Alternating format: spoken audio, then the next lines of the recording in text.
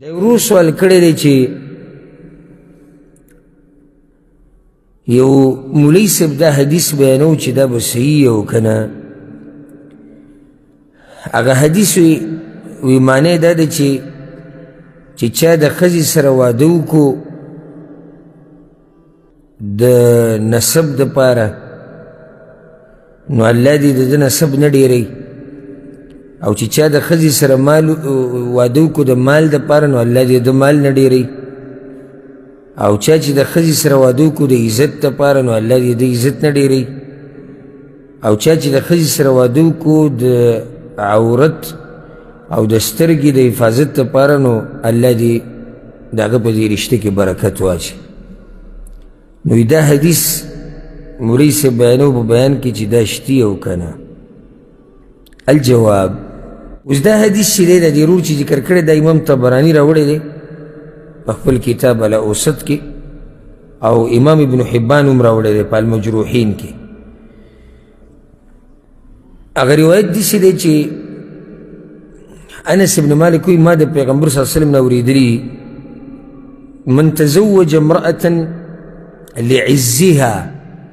لم يزده الله الا ذلا څوک چې د یوې ښځې سره واده وکړي ولې ځکه چې دا ښځه عزتمنه وي نو دی څه غواړي عزت غواړي الله به دا سړی ذلیله کوي ومن تزوجها لمالها لم يزده الله الا فقرا او که چا چېرته د یوې ښځې سره واده وکړو دې دپاره چې مال ورسره دی الله به د غریبي ډېره کړي او که چا چېرته د یوې ښځې سره واده وکړو د حسب او د نسب د لاسه نو الله سبحانه وتعالی به دې ښه سپک کړي او دا نسب به ورله ختم کړي او که چېرته چا د ښځې سره واده وکړو د دې دپاره لیغض بصره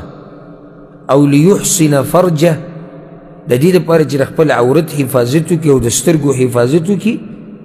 بارک الله له فیها وبارک لها فیه نو الله به په دې سړي کې هم برکت واچي په دې ښځه کې به هم برکت واچي اصل کې دا روایت چې کوم راغلی دی هغه داسې دی دا رور چې تپوس کوي خو دا روایت سندن چې دی دا کمزوری دی د دې په سند کې یو راوي دی عبدالسلام ابن عبدالقدوس او دا هغه راوي دی چې د محدثینو په تله کې دی کمزوری دی متروک دی نو دا حدیث سندن کمزوری دی